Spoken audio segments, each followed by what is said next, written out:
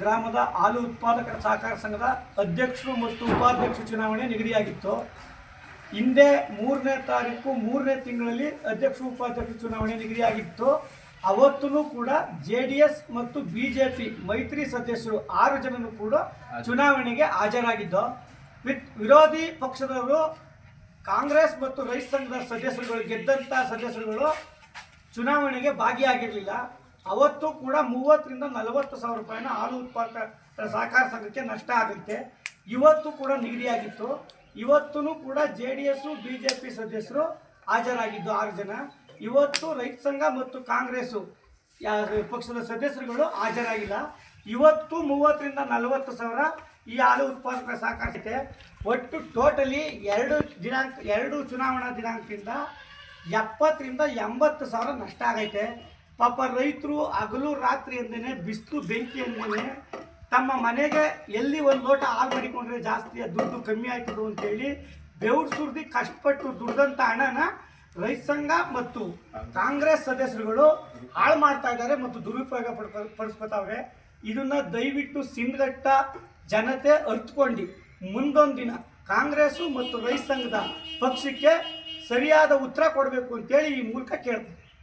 ಹಾಲು ಉತ್ಪಾದಕ ಸಹಕಾರ ಸಂಘದ ಅಧ್ಯಕ್ಷರು ಮತ್ತು ಉಪಾಧ್ಯಕ್ಷರ ಚುನಾವಣೆಯನ್ನು 3ನೇ ಚುನಾವಣೆ ನಿಗದಿಯಾಗಿತ್ತು. ಚುನಾವಣೆಗೆ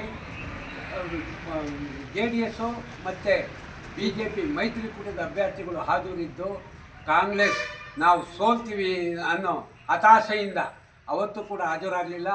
ಅವತ್ತು ಕೂಡ ನಮ್ಮ ಸಂಘಕ್ಕೆ 30 ರಿಂದ 40 ಸಾವಿರ ರೂಪಾಯಿ ನಮ್ಮ ಒಕ್ಕೂಟಕ್ಕೆ ಲಾಸ್ ಆಯಿತು. ಇವತ್ತು ನಿಗದಿಯಾಗಿತ್ತು. ಇವತ್ತು ಕೂಡ ಎಲ್ಲ ಇಲ್ಲಿ ಬಂದಿದ್ದು ಕೂಡ ನಾವು ಸೋಲ್ತೀವಿ ಅನ್ನೋ ಭಯದಿಂದ ಹಾಜರಾಗ್ದೇನೆ ನಮ್ಮ ಹಾಲು ಉತ್ಪಾದಕರ ಸಹಕಾರ ಸಂಘದ ರೈತರ ಹಣನ ದೇವರು ಸೃಷ್ಟಿಸಿದ ಹಣನ ದುರುಪಯೋಗಪಡಿಸ್ಕೊಂಡು ಇವರು ಈ ರೀತಿ ಮಾಡ್ತಾವ್ರೆ.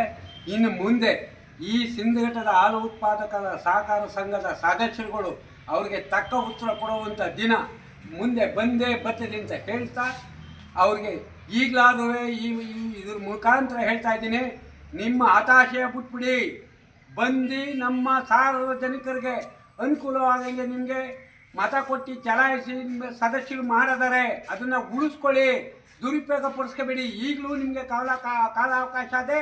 ಮುಂದಿನ ಸಾರಿ ನೀವು ಬಂದು ಏನು ಬಗೆಹರಿಸ್ಕೋಬೇಕು ಹರಿಸ್ಕೊಳ್ಳಿ ಅಂತ ಹೇಳ್ತಾ ನಾನು ಮಾತು ಮುಗಿಸ್ತೀನಿ.